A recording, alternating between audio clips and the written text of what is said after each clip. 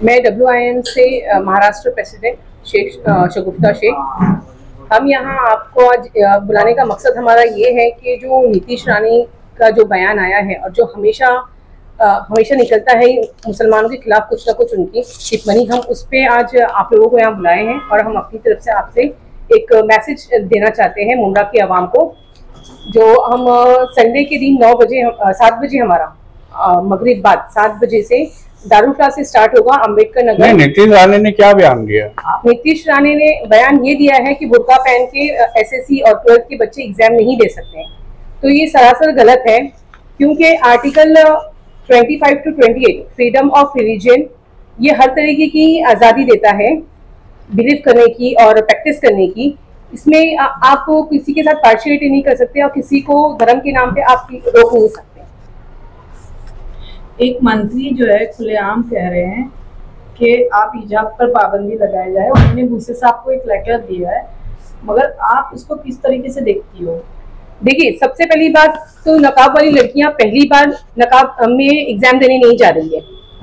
Exam में जब जाते हैं तो हाईली सिक्योरिटी रहती है, आप सबको मालूम है। बराबर से प्रॉपर एक चेक होता है, अच्छे से हर एक का चेकिंग होती है। जरूरी नहीं कि नकाब वाली लड़कियां ही चीटिंग करती है, और भी लोग हैं वो भी चीटिंग करते हैं, कई लोग पकड़े भी जाते हैं। आप खाली नकाब वाली लड़कियों पे ये ब्लेम करके आप डायरेक्ट बुर्का उतारने की बात, हिजाब की बात, नकाब और हिजाब से आपको पर्सनल कुछ प्रॉब्लम है। नकाब और हिजाब में लड़कियां पहली बार एग्जाम देने जा रही, इससे ये पता चलता है कि नीतीश रानी जो है वो पढ़ा लिखा नहीं है, वो एक जाहिल इंसान है जो कभी बोर्ड एग्जाम देने नहीं गया, इसलिए उसे वहां के तरीके नहीं मालूम है कि बोर्ड एग्जाम में क्या तरीके और क्या रूल फॉलो किए जाते हैं। और सिर्फ आप नकाब और हिजाब बार बार मुसलमान पे आ जाती है।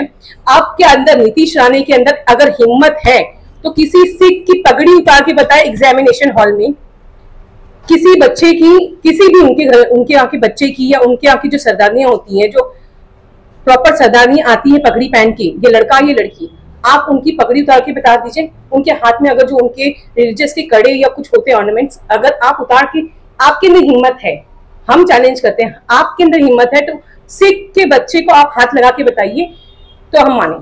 क्यों कि सिख धर्म जो है अपनी धर्म के खिलाफ बोलने वाले के मुंह तोड़ देते हैं।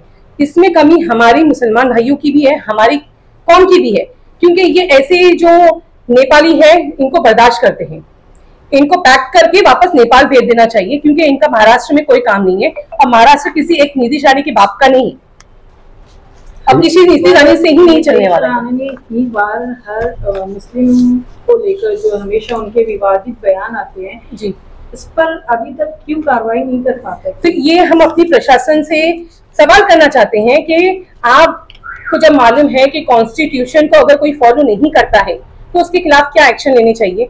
आपको कॉन्स्टिट्यूशन में इसके खिलाफ जो कॉन्स्टिट्यूशन को नहीं मानता, ये जो ऐसी हेट स्पीच देता है, उसके खिलाफ के कुछ एक्शन लेने का कानून होगा ना। कानून वाले तो ज्यादा अच्छे से जानते हैं ना इस चीज को, तो क्यों नहीं इसे वो लोग क्यों नहीं फॉलो करें, या उसके खिलाफ अब तक एक्शन क्यों नहीं लिया गया? मैडम, अभी पिछले दिनों जिस तरीके से देश के उत्तराखंड रियासत के अंदर यूनिफॉर्म सिविल कोड को वहाँ की सरकार ने लागू किया है, क्या आपको ऐसा नहीं लगता कि महाराष्ट्र में भी यूनिफॉर्म सिविल कोड लागू करने की कोशिश की जा रही है? ये यूनिफॉर्म सिविल कोड लागू करने की इनकी पूरी कोशिश है, लेकिन ये अपनी कोशिश में नाकाम रहेंगे, क्योंकि हम जो वुमेन इंडिया मूवमेंट है, हम ऐसे हेटर्स की स्पीच और ऐसे जो नफरत फैलाने वाले लोगों के खिलाफ रोकने के लिए हम यहाँ, हमारा जो प्लेटफॉर्म है इसीलिए है कि ऐसे नफरतियों की जो हेट है हम उसको रोके और उसके खिलाफ डट के खड़े रहे। प्रशासन से क्या मांगे मैडम आपकी? प्रशासन से हमारी ये मांग है कि ये सबसे पहले तो नीतीश रानी को उसकी पोस्ट से डिसमिस किया जाए, क्योंकि जब ये हमेशा का है, ये हमेशा हेट स्पीच देता है, देश के माहौल को खराब करने की पूरी कोशिश करता है। किसी का छोटा स्टेट में अगर कोई आ जाए कहीं से तो पुलिस वाले जो है पूरी फुल एक्शन में आके उसकी पूरी मेहनत करने लग जाते हैं, पूरी फोर्स तक की घुस जाती है, बुलडोजर पॉलिसी भी चलने लगती है, बहुत कुछ होने लग जाता है। लेकिन ऐसे बयान पे जो खुलेआम होता है, जो चर्चित भी होता है, विवादों में भी आता है, जिसके खिलाफ प्रोटेस्ट भी होता है, लेकिन उसके बावजूद भी उसके ऊपर एक्शन क्यों नहीं लिया जाता है? तो हमारी सरकार से डिमांड है कि ऐसे MLA को या ऐसे जो ये सेक्युलर जो नहीं है नेता, जो नफरत को फैलाते हैं, ऐसे इनको अपनी पोस्ट से फौरन डिसमिस किया जाए, क्योंकि वो पोस्ट पे बैठने के लायक नहीं है। मैडम आप क्या कहोगी हिजाब को लेकर? देखिए, ये जो नफरत का माहौल फैलाया जा रहा है, ये हिंदुस्तान है। हमारा कॉन्स्टिट्यूशन का जो मूल आधार है वो सेक्युलरिज्म पे बेस्ड है। ये कोई आउटसाइडर फॉरेन कंट्री नहीं है। ऐसी कंट्रीज फ्रांस वगैरह नहीं है जहाँ पर हिजाब को बैन कर दिया गया है और अलाउड नहीं है। हमारा हिंदुस्तान सेकुलर मुल्क है।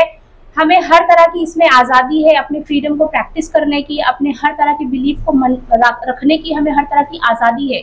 इसीलिए कोई भी नेता जो सेकुलरिज्म के नाम पर आते हैं, जो कि हमारा कॉन्स्टिट्यूशन हमको सेकुलरिज्म सिखाता है, वो उसी कॉन्स्टिट्यूशन के दायरे में रहकर शपथ लेकर आते हैं, लेकिन वो उस पर जो है खरे नहीं उतरते। वो इलेक्शन के टाइम पर तो सेकुलरिज्म का जो है लिबादा ओढ़ लेते हैं, लेकिन उसके बाद वो अपने असल रंग पे आ जाते हैं। तो हम ऐसे पॉलिटिशियंस को ये कहना चाहते हैं, हम सरकार से हमारी ये अपील है कि ऐसे पॉलिटिशियंस को डिसमिस किया जाए। उन लोगों को जो है पॉलिटिक्स में रहने का कोई अधिकार नहीं है, जो जनता को जो है बराबरी से देख नहीं सकते। जिस तरह बाकी मजहब के लोग अपने रिलीजन पर अमल कर सकते हैं, जिस तरह अभी हमने सुना कि सिख्स जो है अपने टर्बन्स पहन सकते हैं, बाकी रिलीजियस के लोग अपने जो भी रिलीजियस ऑर्नामेंट्स है उन्हें पहन सकते हैं, उसी तरह मुसलमान लड़कियां जो बुर्का ओढ़ना चाहती हैं वो बिल्कुल बुर्का ओढ़ सकती हैं। हमारा कॉन्स्टिट्यूशन पूरी तरह से जो है हमें आज़ादी देता है, तो कोई भी हमें इस चीज़ से रोक नहीं सकता।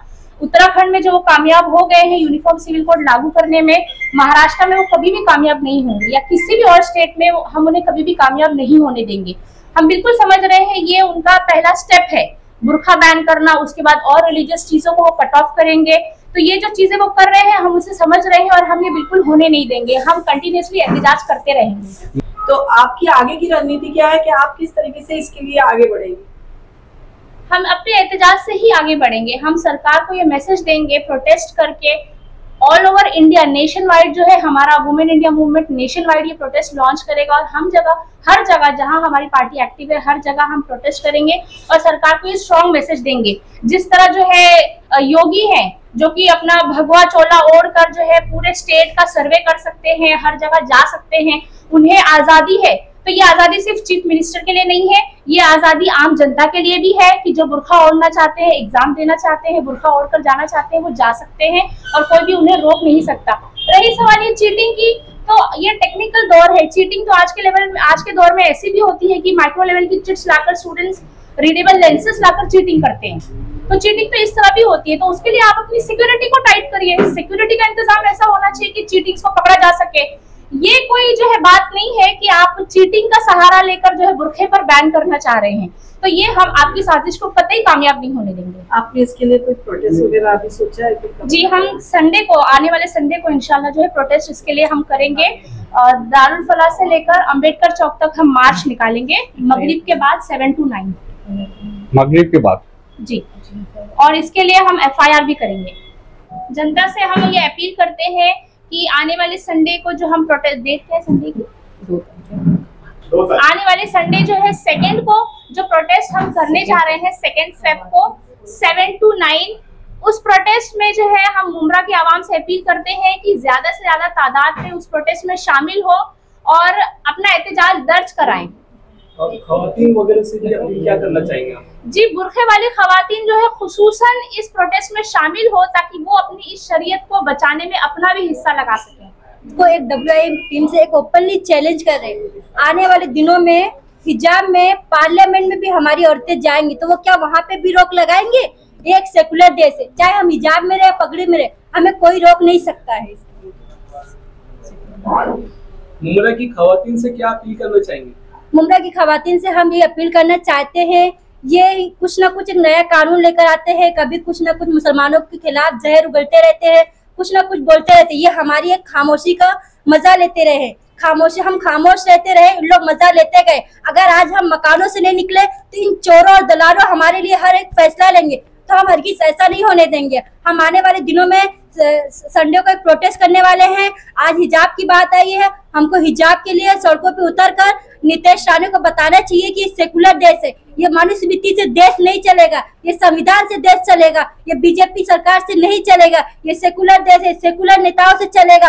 और तमाम सेकुलर नेता लोग ने वोट लिए थे सेकुलर के नाम पे, आज वो कहाँ है? आज हमारी बहनों की हिजाब की बात आ गई, कल हम रोडों पे कहीं भी जाएंगे सेफ नहीं रहेंगे। इनका नितेश राणे का जहां बयान आना चाहिए रेप पे, तो वहां पे उनका बयान नहीं आता, लेकिन कहीं न कहीं हिजाब को लेकर, मस्जिद को लेकर, मस्जिद में घुसकर मारेंगे, एक ना एक बयान लेकर आते हैं। लेकिन ये देश का माहौल खराब हो रहा है, तो ऐसे लोगों को नहीं रहने देना चाहिए, हटा देना चाहिए।